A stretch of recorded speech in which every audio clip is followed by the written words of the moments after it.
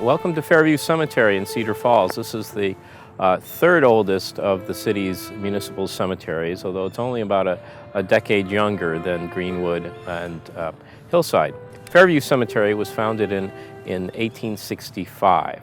And a group of Cedar Falls residents gathered together, created an association, and laid out this cemetery over the summer.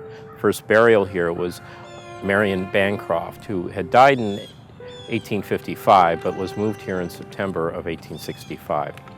The cemetery was on the outskirts of town, on a hillside that was southwest of the main city. And if you look around, most of the houses built surrounding this cemetery were built in the mid-20th century, in the 1950s or 1960s. So for about 80 or 90 years, the cemetery was surrounded by fields. In fact, the earliest picture we have of the mausoleum in the cemetery shows nothing in the background all the way over to College Street, where there's one lone farmhouse that still stands at the corner of 13th and College. The rest of the area grew up as the city grew towards the university on the hill. So as we filled in between the downtown district and the college, this area was built up, and so the cemetery is now in the middle of the city, but originally in the 1860s it would have been on the outskirts. It was laid out around this center, and so the oldest graves you're going to find are near the flagpole around the center in the sections that face onto the circle in the middle of the cemetery. It's laid out as a Victorian cemetery. The roads are fairly straight, but there are some curves and make it a pleasant place to walk. So this is the main road into the cemetery. On either side you'll find some of the most important people in Cedar Falls history. You'll find the Rounds, you'll find the Sessions, you'll find Homer Searley, Peter Melendi, Charles Fullerton, the Bryants. It's a pretty elite area, and these lots must have been sold early to families who wanted to get the best places in the cemetery. Symbolism was very common in cemeteries. These would be religious symbolism that would talk about faith or the life that was lived.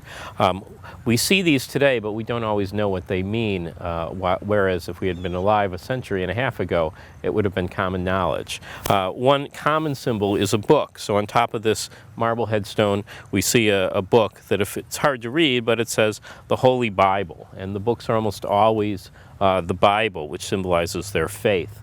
This headstone is made out of marble. Marble is commonly used during the Victorian period for tombstones and headstones. This does not work out very well in the long run because marble tends to corrode and almost turn to sand, so that makes it hard to read. Since then, it's more common to use granite, which has lasted much longer. So most of the headstones in this cemetery, because it's a little bit later, are granite and have aged much better than the poor marble headstones. This Cameron monument is made out of zinc. It was something called monumental bronze or white bronze. They never quite called it zinc because it didn't quite have the appeal that bronze did. But nonetheless, these monuments were very popular, and Cedar Falls has a particularly good collection of them in this cemetery and also in Greenwood Cemetery. They would have been sold by salesmen who came around and you could pick the style, you could pick the design, and then it would be sent off to a factory. There was a factory in Detroit. I believe there was one in Des Moines for a little bit as well. They're popular from about the 1870s and 80s up until World War I. During World War I, the factories are converted to munitions, and the monuments never come back. Fairview contains a lot of interesting Victorian monuments made of granite and marble and showing the styles that were popular in this period. One of the most common is an obelisk. The obelisk you see behind me, which is made out of granite, is the Babcock Lot. And it's fairly typical of what becomes known as the Lawn Park Cemetery. And that is, and you'll see this common throughout Fairview, families buy a family lot where they can inter their relatives, but there's only one large family monument, and then around it you'll see smaller individual headstones or footstones showing where the individual graves are, but those are much more discreet. So you have one large family monument surrounded by smaller monuments marking the individual graves of that family. This is the monument of John Cameron, who was one of the first settlers in Cedar Falls in the pioneer days. From 1853 to 1857, he ran a ferry across the Cedar River, roughly where the first street bridge is, and that was before any bridges were built. His ferry came to an end when the first wood bridge was built, although it turned out to be not a very good bridge in 1857. But until then, if you wanted to get across the Cedar River, you would take John Cameron's ferry. George W. Round enlisted in August of 1861 at the age of 18. He enlisted in the 1st Iowa Battalion. Both he and his brother went down south and fought in Mississippi. George Round in particular became ill, and we know that actually we lost more soldiers during the Civil War to illness than we did to wounds and in battle. We know a little bit about his story because it was reported in the newspaper, and oddly enough, one of his letters appeared on eBay not too long ago, and it tells us a little bit of the story about how he was feeling. So he wrote this letter in Iuka, Mississippi, which is in the northeastern corner of Mississippi, to his parents on October 11th. He wrote, "Dear parents, I take this opportunity to scribble you a few lines to let you know that I am still living, but I've been very sick for the last 2 months with the diarrhea and have written little to anyone. So you can apologize for me if you hear any complaints of my silence. My strength is gone and I must close. Sam was at Corinth, sick with the diarrhea, but I think he'd be better. I am gaining slowly, and I will be well in a few days. Give my respects to all my friends." He wrote this and sent it to his father, James Round, and it was assigned to his father that he was not feeling very well, and indeed he was very, very sick. So what his dad, James, did was to go down and get him and brought him back from the hospital there and got him as far as Dubuque. Sadly, when he got to Dubuque, he was so ill that they couldn't come any further, and he died there. His cousin, who's mentioned there, Sam Round, he did survive and come back to build a house on South Main that we can still see. Charles Miller is another Civil War veteran. He served from about 1861 to 1865. During much of that time, he was a prisoner of war, and he managed to survive what's considered the worst Civil War prison camp, Andersonville. J.H. Miller is another Civil War veteran.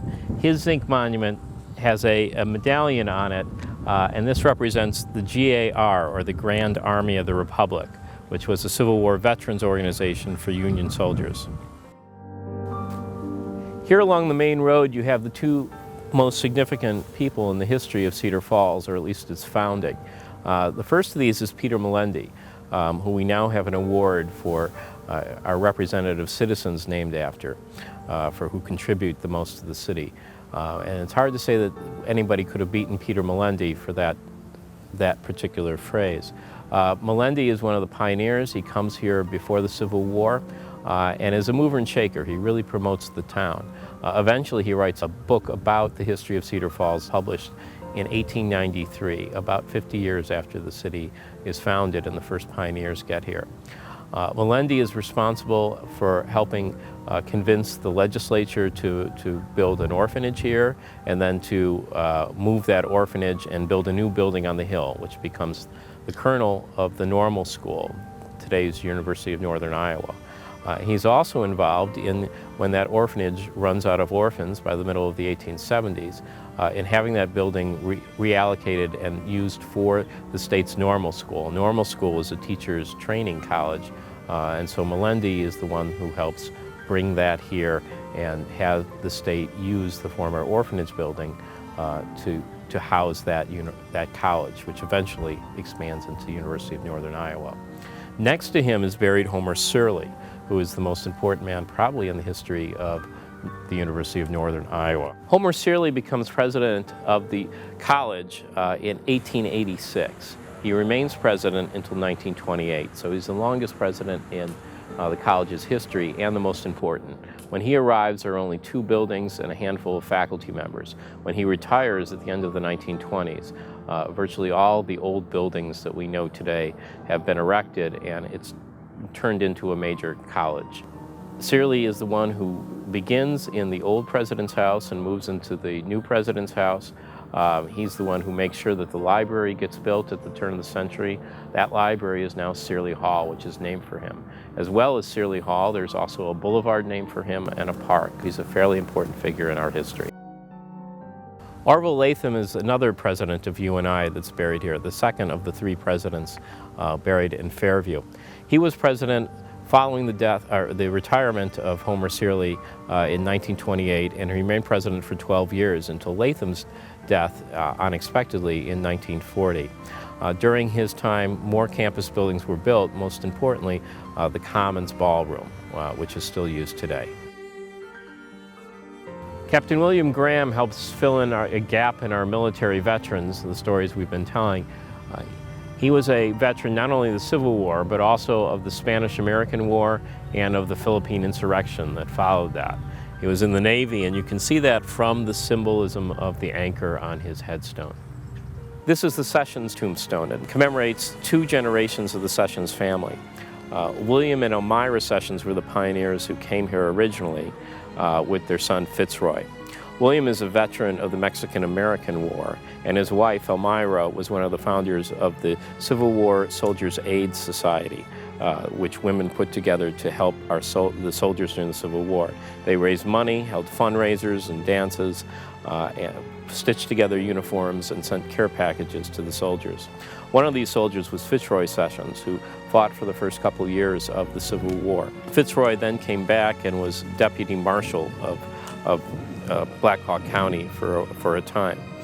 He seems to have had something of a hair-trigger temper. Eventually his mind gave way and he ended up in the hospital in Independence, which is where he died. This is the Jones Monument, which is another one of the zinc monuments in the cemetery. It has some wonderful symbolism, including on the side here some cut wheat, which symbolizes the harvest of life. When you see the wheat that has been cut and bundled, that symbolizes that it's been harvested, that we've gone to heaven. On it, you'll also see a sickle, which would symbolize death.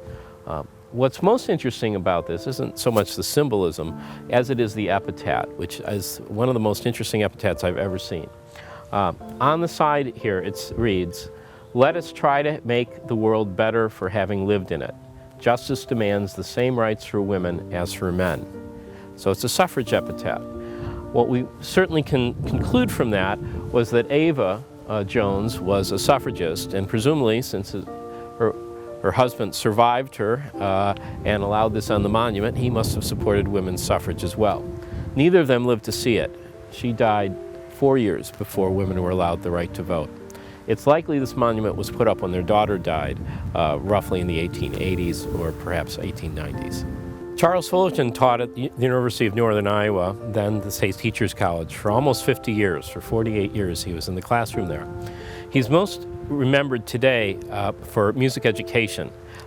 He tried to bring a higher quality of music education to rural schools, particularly one-room schools that didn't have the resources or specially trained teachers. And he did this by using a new technology called records. He would use recordings and records to help students learn from the best singers that there were.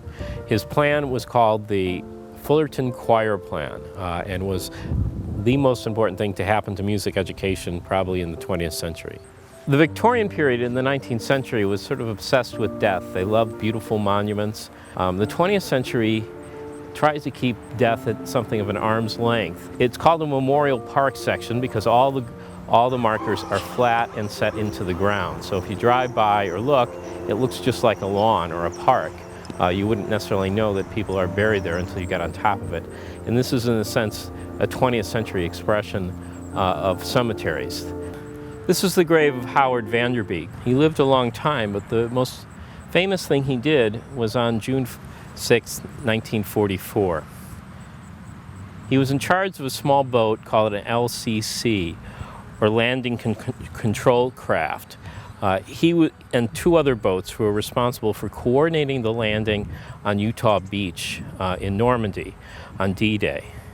The other two LCCs were sunk, so by the middle of the battle and the landing, he was the only control ship left, which meant that his ship was responsible for coordinating the landing on Utah Beach on D-Day. He kept the flag from that day that had flown over that boat, and we used it about 10 years or 15 years ago when we had a World War II exhibit. The centerpiece of that exhibit was Howard's flag from the LCC.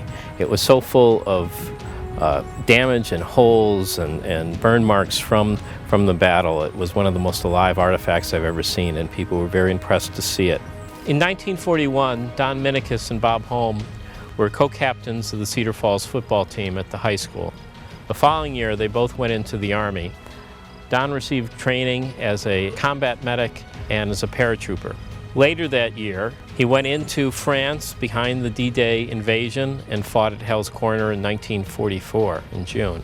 He became part of Operation Market Garden, which was a assault by paratroopers into Holland. That invasion did not go well, and on October 5th, 1944, Don Minikis was going ahead of the American lines to bring back wounded soldiers when he was killed in front of the lines. Ironically, the same day in France, Robert Holm also went in front of our lines to bring back a wounded soldier and was killed. So we have a remarkable coincidence that on October 5th, 1944, both co-captains of the 1941 football team at Cedar Falls High School were killed doing the same thing in Europe, going in front of the lines to bring back wounded soldiers. The third president of UNI buried here is Malcolm Price, who was president from 1940 to 1950 during the Second World War. He had served in the machine gun battalion during the First World War. While he was president of UNI, much of the campus was devoted to supporting the war effort, including a battalion of Waves who lived and were trained at the campus. He retired in 1950, and for the next 13 years was a professor in the Psychology and Ed Foundations Department before retiring in 1963. For many years, the university's lab school was named in his honor. Today, he's almost as well known for his daughter, the writer Nancy Price, who wrote the famous book turned into a film called Sleeping with the Enemy. In time, Nancy will join him and her mother in this lot. Her tombstone is already here with the epitaph, "When we turn homeward." Leroy and Nancy Redfern were two of the most significant individuals in Cedar Falls during the late 20th century. I just wanted to talk a little bit about Nancy's achievements in the area of historic preservation. It is due to her efforts that the ice house was preserved and turned into a museum. Ruth Wilcox was a teacher who graduated from Iowa State Teachers College. She taught in rural schools and also in Winterset, in Waterloo, and Toddville before retiring. In her retirement, she enjoyed working at the little one-room schoolhouse that the Cedar Falls Historical Society owns down by the river. She would work in the summer programs where kids would experience what it was like to go to school in a one-room schoolhouse 100 years ago. She was so devoted to that program that she asked for that to be remembered on her tombstone. So when we look at her tombstone today, we see an etching of the Little Red Schoolhouse downtown. Her husband was a carpenter, and as a memorial to his late wife, he built the wooden door that we still use to open the schoolhouse. Bashir Najim was a geographer at University of Northern Iowa. If we look at his headstone, we'll note that his epitaph reads, "I'm a Palestinian," indicating his pride in his national origin and making a political statement. What I think it also symbolizes is how the university has brought in so much diversity and so many interesting people to Cedar Falls. So when we walk around here, we see epitaphs and memorials to people from all over the world, all thanks to the university bringing them in to teach here. Captain Jack Fuller served in a field artillery unit in the Second World War. He was killed in Bastogne during the Battle of the Bulge. The house he grew up in still stands in Cedar Falls. It's on the northeast corner of 17th and College Streets. This monument is over the grave of Robert Lowell Brown's parents. Robert Brown never came back from World War II, so this serves as a cenotaph or memorial to someone who doesn't have a grave. He was a pilot in the Second World War. On February 15th, 1943, he left to fly over Italy and was lost over Naples. We recently came across a snapshot taken of Robert Brown in his pilot's uniform as he was about to leave for that last flight. Near the end of the Civil War, an orphanage was opened in downtown Cedar Falls to provide a home for the children who had been left fatherless by the Civil War. There was a series of these orphanages built throughout Iowa, and eventually the orphanage received its own building on a hill a few miles south of town. That orphanage, which opened in 1869, eventually became the kernel of what is now the University of Northern Iowa, its original building. A number of orphans died while they were living at the orphanage, most of them at the orphanage downtown in a measles epidemic in 1866. Those children are buried here under this mound, under a pink granite obelisk that was erected for them in 1886. In 1910, Frank Cotton built a theater downtown at the corner of First and Main Street. The theater was designed to be a home for traveling companies of actors who would put on plays and shows.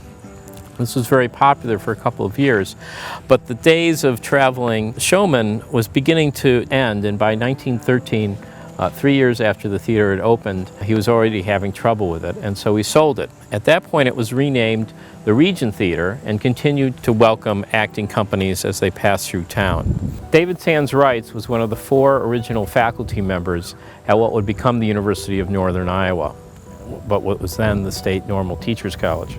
Wright began there in 1876 when it opened. For a while he taught English and then shifted in 1881 to math. Eventually he became in charge of religious studies. At the 50th anniversary of the university, he wrote a memoir about its history called 50 Years at the Teachers College. He retired soon after, and in his honor, Wright Hall was named for him. Along with David Sands Wright, Moses Bartlett was one of the first 4 faculty members at what would become the University of Northern Iowa.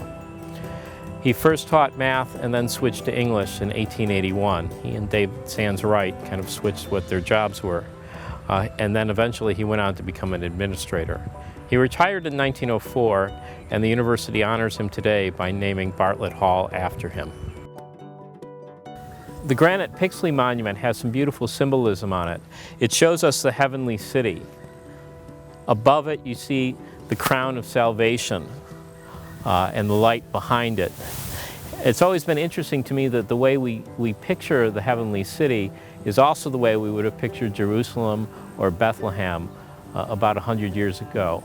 And in that, it tends to look a little bit like an Islamic city with minarets and domes, but that is supposed to represent heaven. The Williams Monument is a really nice example of a tree-shaped memorial. By the end of the 1800s, people were looking for monuments that blended in with the natural scenery in cemeteries. So ones that were made out of stone but looked like old tree branches and old tree trunks became very popular. The Williams one is a really wonderful example of that. If you look at top, you'll see a broken branch that says Frankie, which probably means that Frank was a son who did not live long enough to have children, so his branch did not branch out or flower. You'll also see that Catherine, their daughter, is noted below where the bark has been peeled back. There are other symbols like ferns at the bottom and a scroll. But what's particularly interesting about the Williams plot is that even the individual headstones look like logs. So if we look at the markers for the individual Williams graves, we see a set of logs, some of which have symbolism on themselves that represent that individual. So on one marker we see a Masonic symbol showing the compass there and the Holy Bible. On another, on Catherine's headstones, we see an easel with paintbrushes, indicating that she must have been an artist. Charles Fields and his brother arrived here around the time of the Civil War. They were bankers, and they were famous for the cattle that they raised on their farm a little bit southwest of town. Today they're best remembered for the barn that they built that stood for many years along University Avenue as you headed towards Dyke. The Dayton Mausoleum is the only family mausoleum in Cedar Falls. It was built in 1899 when Martin Dayton died. Martin had been the president of the Cedar Falls Mills Company, which ran a number of the mills along the mill race downtown. That was the center of the Cedar Falls economy in the 1800s. When he died, his wife built this mausoleum, which now houses her remains as well as his, as well as their son Gaylord and their daughter-in-law, who was buried here, the last one to be buried here in the 1950s. When Martin died, Sarah looked for ways to try to commemorate him in Cedar Falls. Early in the 20th century, she donated land for the city library. With money that they got from Andrew Carnegie, they built the Dayton Carnegie Library, which remained Cedar Falls Library until early in this century. That land was donated by her and still is the place where the library stands today. Edward Townsend was a Civil War veteran. He came to Cedar Falls and founded a bank with a partner named Knapp. Together they married two sisters and lived in a home that they built at the corner of 3rd and Clay. Today that is the Cedar Falls Women's Club, so it's a home that everybody knows. In 1878 he built his second house, this time at 11th and Washington. That today is also a landmark, the beautiful Victorian mansion that still stands there. He served as our city's mayor and also as an important businessman in the community.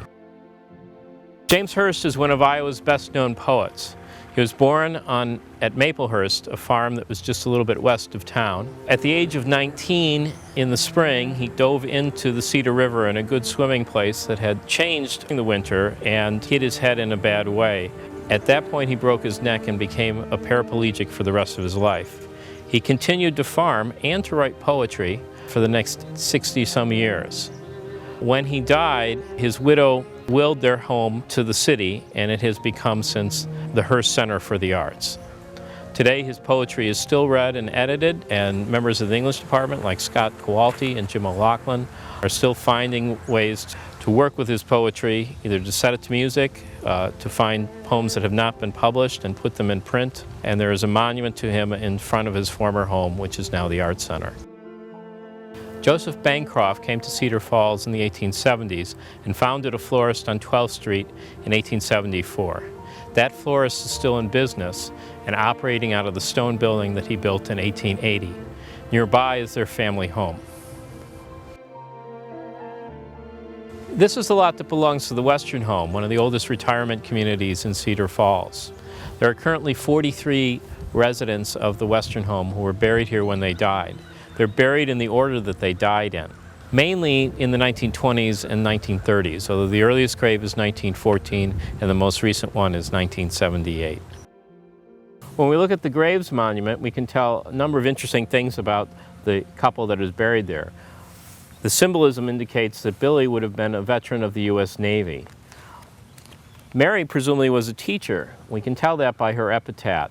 It reads, "and gladly teach." You may notice that there's an odd spelling of teach that may even cause people to call into question whether she could spell properly, but that is not a problem. The epitaph is taken from Chaucer, so it's written in Old English, but it's a very famous phrase used, "and gladly teach." Even today, symbolism on tombstone is popular. In this area, we see a lot of wedding rings that symbolize marriage. We see a tractor that symbolizes that somebody farmed, and most prominently, we see a car on the Deary headstone. The Dearys are famous, of course, for selling cars and automobiles in Cedar Falls, and their dealerships are reflected on this headstone with the huge car that sits on its top. Like the Deary monument, the Clay family's headstone has a symbol that represents their occupation. Their business was involved with construction and fences, and so you see a gate represented on their headstone.